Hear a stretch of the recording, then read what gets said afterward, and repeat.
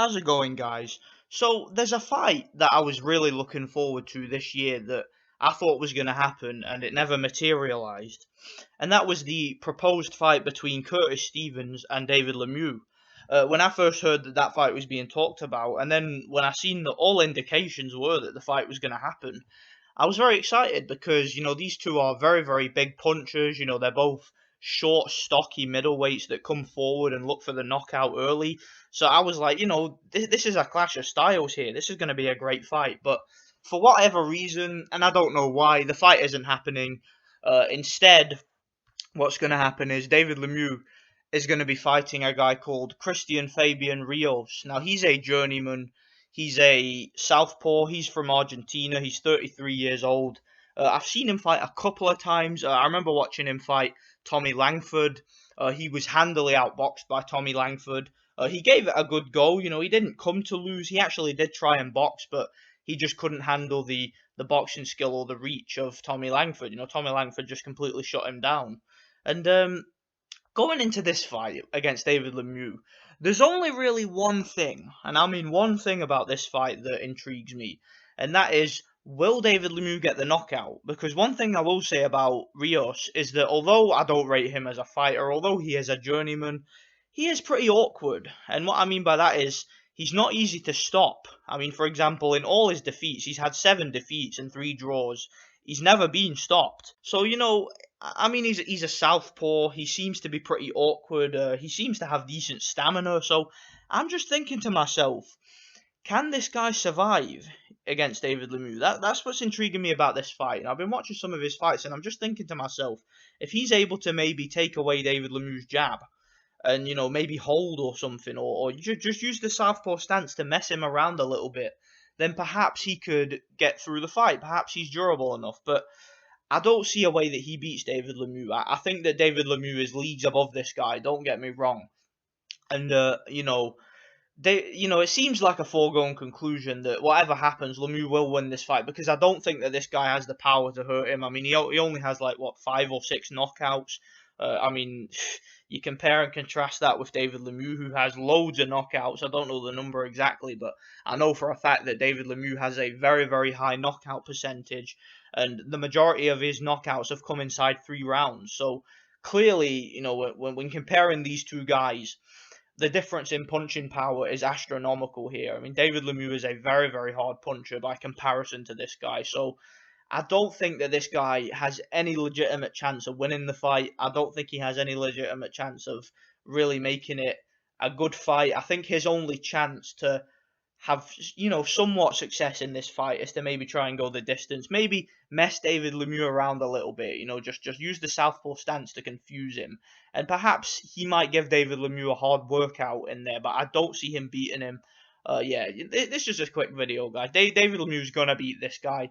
I'm just intrigued to see how he's gonna beat him. I'm intrigued to see how impressive David Lemieux will look.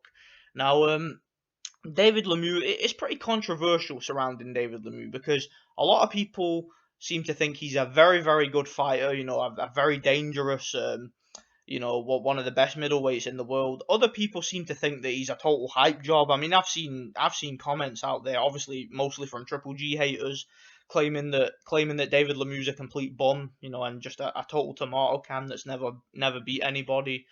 I'm on the fence. I don't agree with either. For one, I do think he is a good fighter. I think he is powerful. Obviously, there's no doubt the guy can fucking punch. He's got power. I mean, his knockout record speaks for itself. And I do think that he's got the heart of a champion. I do think he's got a decent chin. It's nothing special. It's not a great chin, but it's okay. But at the same time, to me, David Lemieux has a big, big issue. In fact, a couple of big, big issues. One issue to me, which I've not seen really anybody talk about before, is his stamina. To me, David Lemieux does not have great stamina.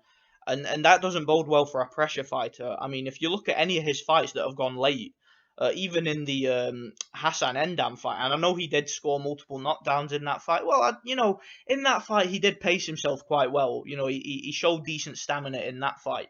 But in other fights, like the Rubio fight, for example, he totally ran out of gas after going just a few rounds. So, to me, David Lemieux, he's a guy who He's a pressure fighter, but he puts everything on you in the first 3 rounds because he wants to knock you out in the first 3 rounds. So he doesn't really know how to conserve his energy for the later rounds, and he doesn't have great stamina. Like, if you think of great pressure fighters in the sport, they all had, like, they were all relentless, all the great pressure fighters in the sport. They could all keep it up for 12 rounds.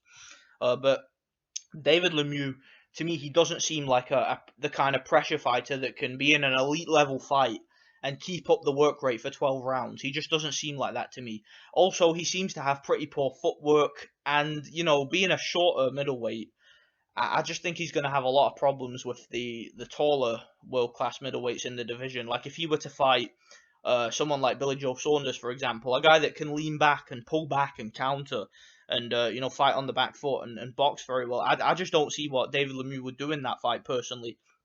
But at the same time, like I said, he is dangerous because, like I said, in the first 3 rounds, he catches you with any punch, he could knock you out because he's just so heavy-handed for a middleweight, and he's got so much heart too. He really pushes himself to get that knockout. He's very determined and very persistent early on with going for the knockout. Going into this fight, like I said, it's just a fight where it all depends on how he looks. It's not a question of will he win the fight because the guy's a journeyman, so you expect him to win.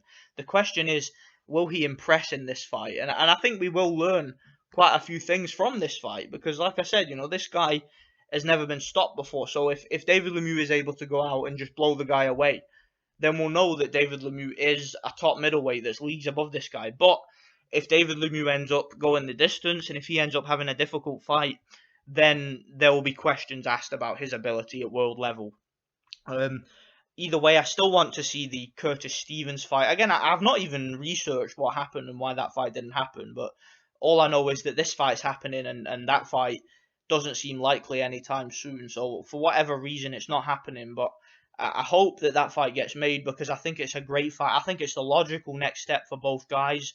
Both guys obviously are looking to rebuild after their defeats against Triple G. I believe they've both had a couple of fights since. They've both come back, and in fact, David Lemieux, as far as I know, I believe he's only had one fight since fighting Triple G, and it was against Glenn Tapia. Yeah, and he got that premature stoppage against Glenn Tapia where Freddie Roach threw the towel in a little too early, in my opinion. But I think he would have won the fight anyway. But that's not the point. The fact is, I think that was a little bit early, just a little bit.